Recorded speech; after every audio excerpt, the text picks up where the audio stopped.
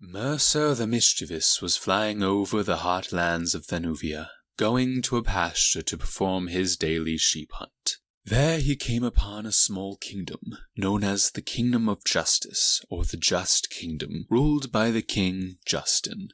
And this King Justin had a daughter, and her name was Justina. Mercer flew by the castle this night and saw that King Justin was reading a bedtime story to his teenage daughter about knights and princesses and dragons. Suddenly, the princess was captured by an evil dragon who took her to his dungeon as vengeance on the king of the kingdom. Now that caught his attention. Immediately he left behind what he had set out to do, for such a story was far more important than sheep hunting, and he needed something to enliven his mundane existence. So he began listening to the story of King Justin. All the knights of the land gathered round on the summons of the king, and the king said to them, "Whosoever shall find my daughter and rescue her from the evil clutches of the dragon shall be raised to the highest position in the land and have right to her hand." And thus all the knights of the land went about in search of the dragon and his tower. But there was one knight among all the others who was most virtuous and prudent in regard of dragon hunting. He was a bold man, raised from humble status in the kingdom, but he was also innocent and soft. But his chance had come, since he was an expert in the field of dragons. He worked day and night with his tamed wolf in search of the signature traces of the dragon, until at last he found what he was looking for. In the depths of the mountains far to the north, there was a hot slum with steam rising, even though the surrounding regions were covered with snow. "That," the knight said, "is where I shall fulfill my duty." He climbed the high mountain and found in it a cave from which the smoke and steam rose, with the princess behind the locked door. He looked around and found all the other knights of the kingdom sleeping on the floor, or so he thought. For he took one of the pieces of armor and tried to wake the knight inside. But when he uncovered the eyes, he found only the skeletal remains of a man. Quickly he began to pick the lock, but as he did, the dragon crept up behind him and meant to eat him. But the knight was far craftier than all others in the kingdom, and he dodged the dragon's attack. He then pulled out his trusty sword and stuck it through the dragon's head. With that, the dragon lay at his feet, and he finished unlocking the door. "Here, maiden," he said, and the two of them left the cave and made their way back to her father's kingdom.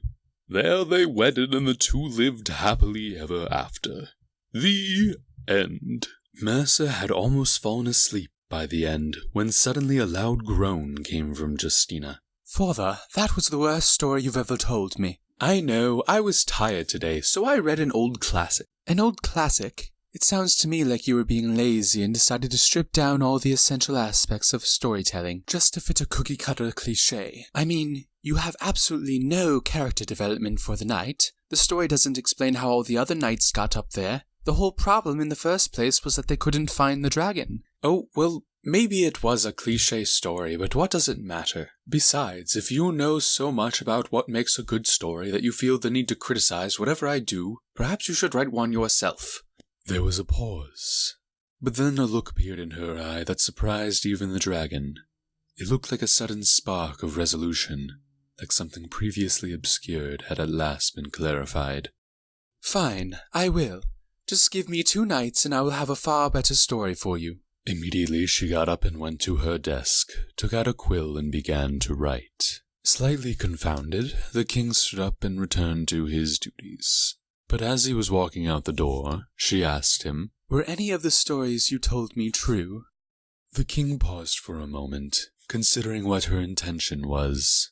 "Why, yes, several of them were true stories, passed down in our family for generations, cherished and adapted until we received what I am delivering to you now." "Which ones were true?" she asked, with a hint of worry in her voice. But she was comforted when the king smiled and said, "Only the ones that you loved." And with that he went back to the court and she began her work. Justina had the habit of frequently talking things through to herself whenever she was alone, and the writing of this story was no exception. Throughout the hours of the night, she rose from her desk, strutted to and fro, until at last she lay herself out on her bed and said, "Oh, it's just no use." She looked out the window where Mercer was hiding, and for a moment he thought she saw him. But luckily it seems she only wished to stare at the moon. Even it gave her no hope, however, for as she walked over to her window, she said, "Real life is just far too boring for any inspiration." Mercer quietly agreed. Indeed, it was specifically for this reason that he was watching this unfold. But perhaps he had been watching this girl and her father for far too long. It was, after all, against dragon law to distract from your communal duties for extended amounts of time.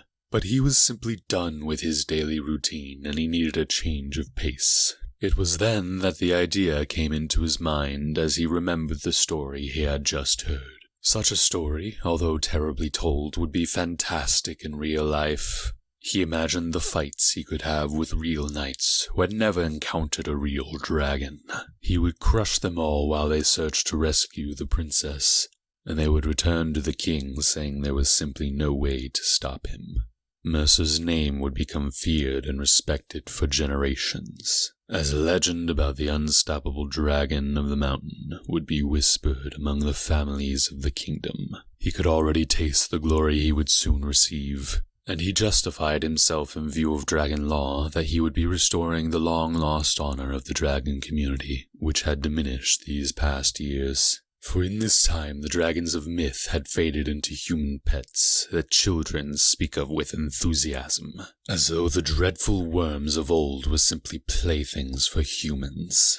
Yes, he had made up his mind. He would bring excitement to his life by replaying the story he had heard, but this time he would be the victor. Justina was still at her window, relaying thoughts in her head on how to write the story, when Mercer spread his wings and created a massive cyclone of air which shook the very foundation of the castle to its core. With his claw he snatched her from the window and perched atop the castle walls in full view of the town. Once he had raised enough of an alarm and met with the eyes of the devastated king, he made off with her into the mountain ranges of Thanuvia. He flew only for a short time when he found a convenient mountain cavern which would have been very useful for imprisoning the princess. Inside, he chained her leg to the corner of the cavern. Then he sat by the entrance and waited. The princess was strangely silent during the entire ordeal, both when she was captured as well as chained. In fact, she was simply looking at Mercer with a thoughtful stare, as though she wanted to say something but felt she couldn't. But at last she broke her silence and said, "Do you have a name?" By this point, Mercer had already been looking out of the mouth of the cave for several minutes, and the breaking of silence stifled him. He had been expecting some reaction from the girl for quite a while now, but this was not what he had in mind. Surely, why are you doing this? What are you doing, or even, who are you, would have been a more reasonable thing to ask a monster who had kidnapped you, whatever his motives. But no, she asked, "Do you have a name?" As if he were a child she simply happened upon at the market, or a dog she picked up in a back alley. Mercer considered it folly to tell her his name, for a name is a rather precious thing in the eyes of a dragon. Yet she had been so courteous to him this whole time, and he had been nothing but dreadful to her, so perhaps he at least owed her his name. After a few moments of unbroken eye contact, he eventually said, "Yes, I have one, but I will not tell it to you." "Why not?" "I am only to give my name to those whom I trust, not to random humans I happen to kidnap." "Very well. Then can you at least tell me why you have done this? Neither I nor my people have done any wrong to you, or dragons in general, have they?" Suddenly, much of the grandeur of this illustrious task began to fade as he considered the possible implications of what he had just done. The dragon thought for a moment how best to respond. "You have heard the legends of dragons, haven't you, child? It is in our nature to steal and hoard. You are simply the latest in a long line of pillaging I have done on the surrounding kingdoms in these mountains." "Then the stories about dragons are true?" "Indeed." "Well then, I need not worry about my situation at all. Within a few short days, a nobleman of our kingdom will come searching through these mountains and leave with your head on a platter. Though I guess I will then be obliged to marry him. Oh, how I hope it is Duke Honorius. He always looks so dashing and cool. As amusing as this conversation is, are you not the least bit worried? I am a far more powerful being than any of the knights in your little kingdom have ever faced.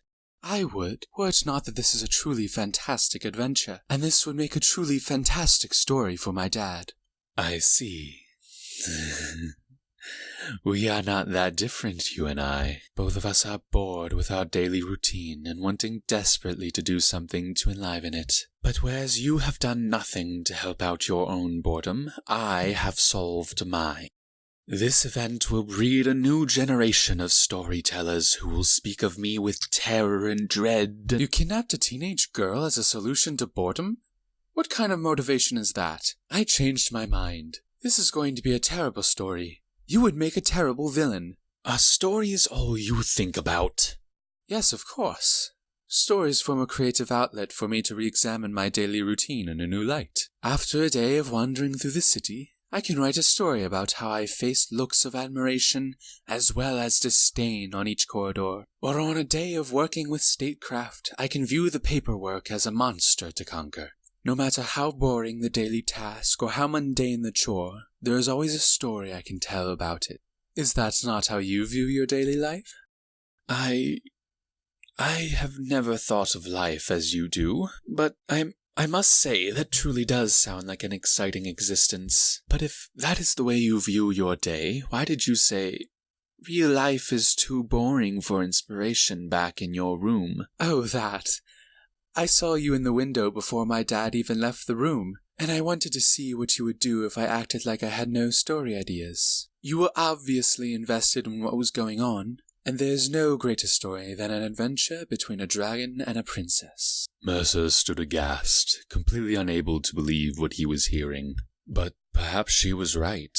Maybe her way was a far better and less destructive way to end his boredom. To live an ordinary life, well, ordinary for a dragon anyway, with much imagination would be far better than to live an ordinary life with no imagination. For the next hour or so, long past the time when the whole village went to sleep, where the vanguard of the king's men could be seen searching throughout the mountains, Mercer stood and thought to himself what should be done. After taking in all the princess had said, he found himself in agreement with her, and said, I am going to take you back to your home. What? Oh no, there is still so much excitement that could happen from this. I could have enough stories for a lifetime if this would go on for only a little longer. Perhaps. But I think you will find that your daily life is enough for such stories, from what you have told me. Every day is an adventure for you. All right, let's go home. I suppose this way no one has to die either. Mercer unchained her and took her back to the keep into the room where she had been left. As he was about to go off, she said, Wait, if I am to make a story out of what has happened here, can I at least know your name? This again, the dragon thought to himself. This child is as stubborn as she is useful. Though perhaps at this point he did indeed owe her a name. At least now he would know his legacy was in good hands. Very well. You may call me Mercer, the mischievous. He then spread his wings and returned to his evening sheep hunt, as though he were attending his duties with only a short delay. But this time, rather than his usual absent-minded hunting, he remembered his days as a young dragon. Back when he first learned to breathe fire, he remembered the excitement he felt as he took his first kill of a mountain goat, one which had evaded him for many years when he was a child. True, these sheep were ordinary, but he was not. He was the hunter in his story, searching for the perfect sheep to serve as food for his community, and suddenly the task was no longer burdensome. Justina stood in her room pondering all that had just happened, thinking how best to report to her father that she had made it home safe. Before she could fully consider this, King Justin burst into her room, nearly in tears, and ran over to her to wrap her tightly in his arms. You're safe. I thought I had lost you. Yes, father, I am fine. In fact, I am more than fine. I think I may have found a way to solve the perpetual boredom of a new friend. "What?" the king said, clearly confounded by his daughter's strange words. "Oh, never mind. I am safe, and that is all that matters." "Indeed it is. I will recall the guards who I sent after the dragon to find you." "Good. Oh, and while you are here, I would like to tell you a story I came up with that I think you would find most illuminating." "Oh? Well, then, let's hear it." "All right. It begins like this. Mercer the Mischievous was flying over the heartlands of Thenuvia, about to perform his daily sheep hunt." The king looked at her with an intrigued stare as she continued the story. But then he realized he was grateful for the strange words, if by them it meant that she was safe back under his roof again.